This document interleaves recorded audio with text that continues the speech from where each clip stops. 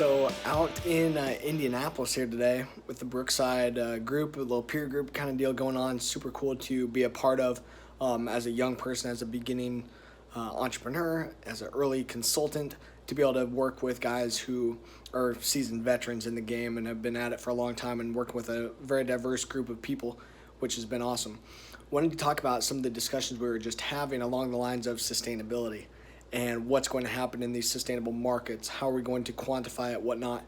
We know that sustainability is coming. We know that these big companies are talking about being sustainable. They don't have the metrics figured out yet on how to quantify it and on how to keep track of it, on what does sustainability really mean. But we have the right tools now to be able to provide them that information. With the soil testing, that's where it starts. It starts in the soil. Being sustainable starts with balancing the soil, utilizing the biology to work with us. That's where we're starting there, that no matter what, we've got to be able to improve the soil. These things are coming.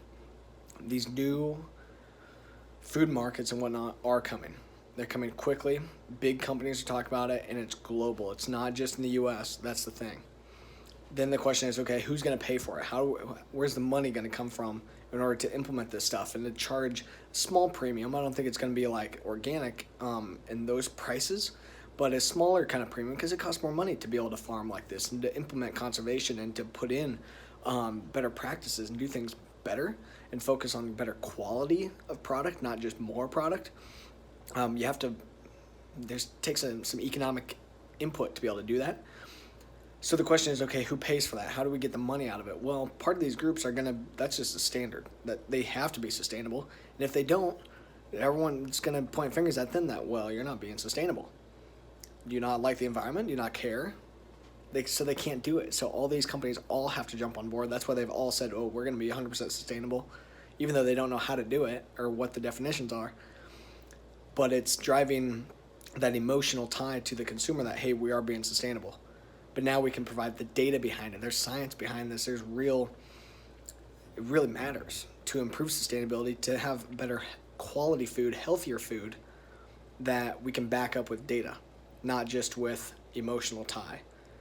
Right now, people are purchasing more expensive food based just on their emotional tie, that they think that something is better because of the way that it's produced, because they think it's better because it is utilizing less pesticides, less inputs, whatnot. Okay, that's fine, but what about actually showing why it's better? Improved nutrient balance, improved protein content or the energy content of that food, that we are able to utilize less synthetics and less pesticides and whatnot because the soil is giving it to us and we're producing a healthier crop. Then we can reduce the pesticides. Then we can reduce the inputs because the soil is doing it for us. We got the metrics to be able to do that. And as we're able to show the consumer, okay, yeah, here's how we're tying to your emotions and being better for the environment.